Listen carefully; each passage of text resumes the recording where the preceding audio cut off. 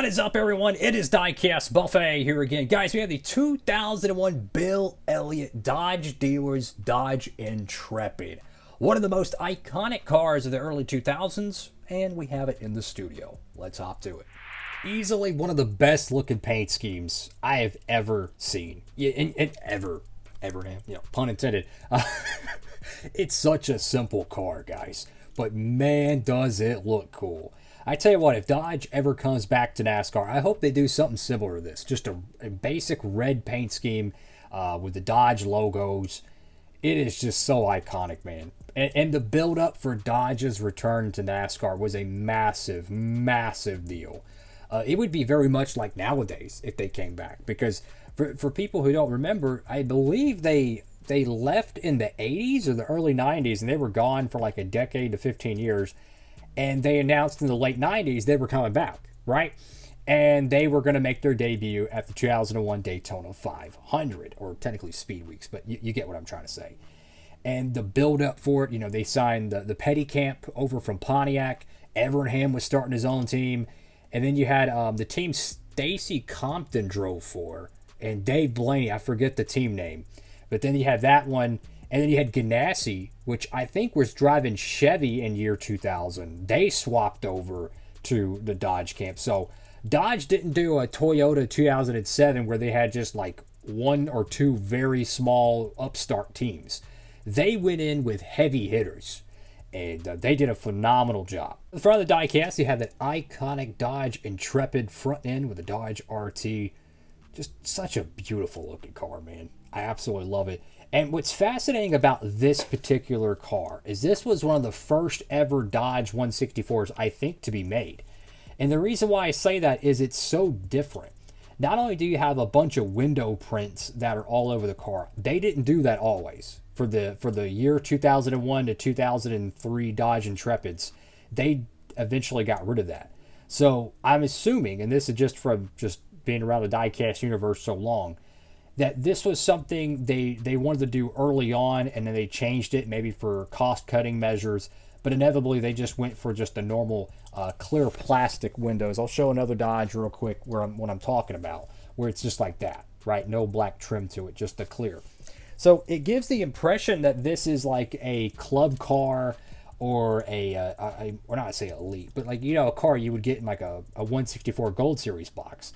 But I believe the Winter Circle this is how it looks in the Winter Circle packaging. And another thing that's absolutely fascinating about the Dodge 01 to 03, and this one doesn't have it, but in 2002, a ton of them are actually made with screws instead of rivets. So you can literally take the plastic body off, or the plastic chassis off, and display it like a shop promo, and you never have to damage the car. Fantastic. Got Goodyear there, Goodyear Eagles, got your Cup Series decals. I have no idea what's happening with that decal there underneath Bowman. Is it Wildwood? I have no idea. Anyways, that looks like a raced version decal. I guess it's supposed to be like that? I don't know. UAW, Dodge. Gosh, that Dodge font looks so cool. Got your friendly Dodge dealers, number 9. I mean, they had a massive, massive rollout in 2001, Dodge did. All the commercials, they were all over the Cheerios cereal boxes. I mean, I'm sure you've seen it. The thousands, I shouldn't say thousands, the millions and millions of the 43 plastic cars that you would get in your cereal boxes back in the 2000s. Yeah, there is still a megalodon of those things just floating around. Nobody wants them, but they're cool. Got Evernham there, your friendly Dodge dealers, Dodge RT, number 9. Go to the right side of the diecast. And this was a companion paint scheme, very much like the Red Bull racing cars of the late 2000s. They had a different color to them, but it was very similar, where it was like a team-sponsored thing, where Evernham and Dodge had close ties, so naturally they would cover both of their main cars. And in 2001, Casey Atwood actually drove the 19 car, not Jeremy Mayfield, as he was still at Penske in the 12. A lot of people don't remember that, but he did start the 01 season with Penske.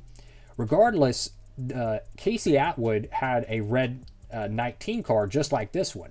And I believe somewhere down the line that season, they changed the roof numbers on Bill Elliott's car to red or green. I think it's red. And then Casey Atwood's got green numbers. And then naturally for the 2002 production, they kept that the entire way.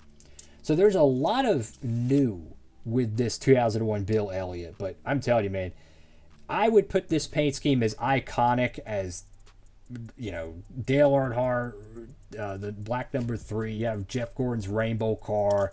You obviously got to put the blue and red Jeff Gordon car as well. To me, it's up there with it. You know, UPS 88 car. Kevin Harvick's black and silver Goodwrench car. It's just so freaking iconic, man. I love this paint scheme. And when Chase Elliott ran a throwback to this paint scheme from 2002, which it was pretty much the same thing, and he ran it at the 23 Darlington throwback, that was one of my favorite Chase Elliott paint schemes of all time. I genuinely miss Evernham Motorsports and NASCAR. They were just so cool. But yeah, what an awesome diecast.